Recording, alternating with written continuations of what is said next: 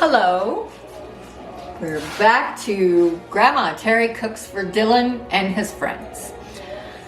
So today marks the first Christmas without my Dylan. And I was feeling very sad this morning, but I decided that I needed to make Dylan cookies. They're chocolate chip oatmeal cookies, but we call them Dylan's cookies because Dylan loved these cookies. He would hide them when I made them at the house in bags, hide them from everyone. He did not want anyone to eat his cookies. And he wasn't selfish, but he was a big lover of the Dylan cookies. So without further ado, we're gonna bust right into making some Dylan cookies. Okay, here we go. So you're gonna put 2 sticks of butter into your electric mixer or a hand mixer if you don't have an electric mixer.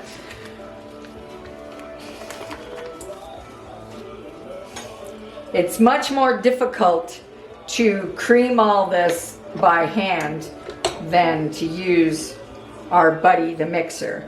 So I put them in.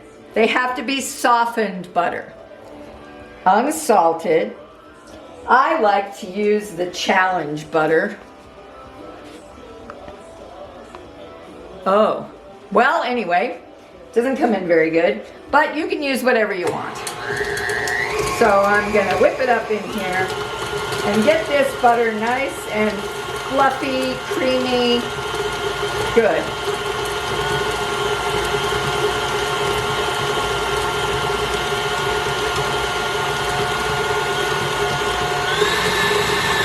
Cream it up a little bit so that you don't have chunks in there. That's not what you want. You have to have the handy spatula nearby because you always want to be scraping things down.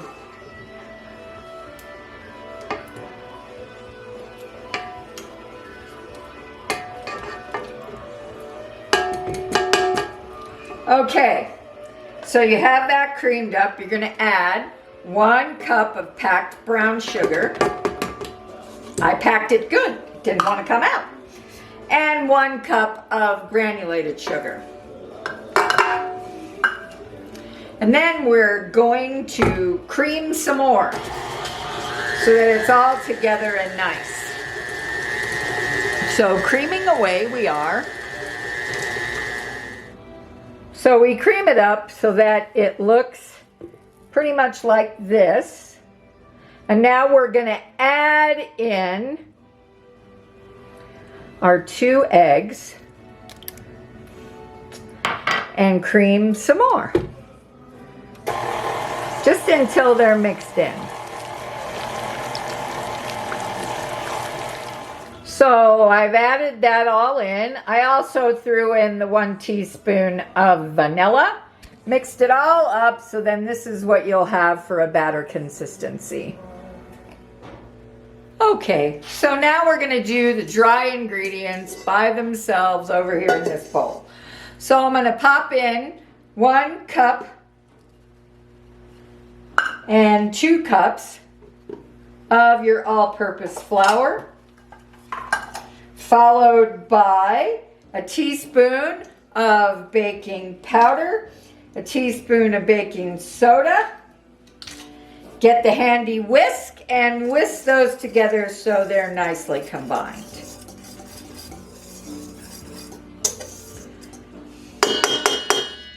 Fabulous. Then I am going to pull the handy KitchenAid back over here into the scene. And I'm going to add in a little bit of the flour. A little bit. Put this back on.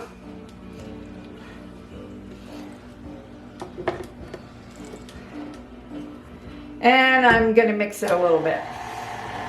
It starts to get a little thick. That's why you have your handy scraper available at all times.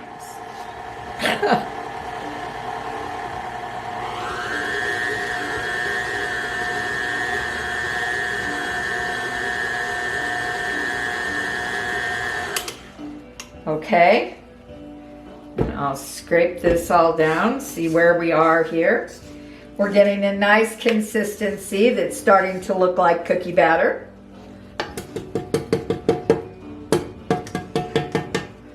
I like to scrape around the bottom to make sure there's no hidden butter down there. Sometimes with the way these bowls are shaped, you get a little hidden butter in the bottom. So I make sure I get that all up. We're going to add in more flour like the rest of it. Stir some more. So now you're going to see that it's getting really thicker. So I have my handy 2 tablespoons of milk standing by. And I'm going to zap that in there.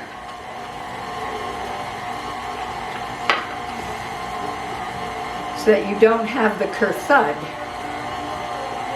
Okay. Give it a little speed up. Ring, ring, ring. All right. So now, as you can see, this has a lovely consistency. I am going to pop it back down.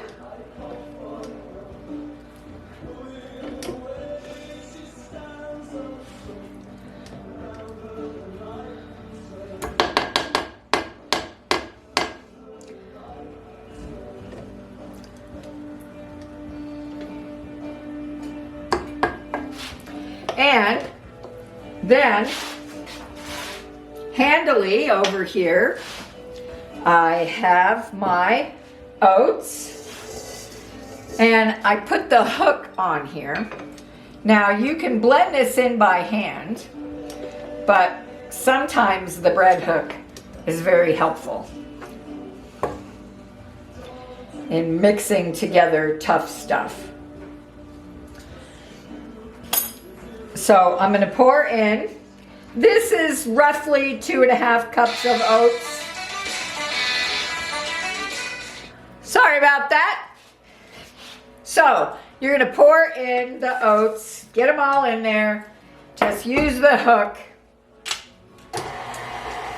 and spin it around so they get nice and mixed. The hook is pretty good at mixing everything up. And then you have the spatula on standby. Okay. Then I'll just take the hook out. And the last thing that we're going to do is add in the chocolate chips. Yay! I don't use a hook or anything like that for the chips. I like my trusty wooden spoon. So I'm going to take a whole bag of the chocolate morsels that I use the Nestle Toll House, but you can use whatever you want. Unless you're Haley. No substituting, Haley. Oh. So you just stir it up till you mix all the chips in. Sometimes I add a lot more chips than one bag.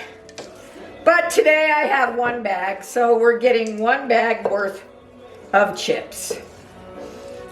Get it all incorporated nicely. And there you go. And you're going to put them on a tray.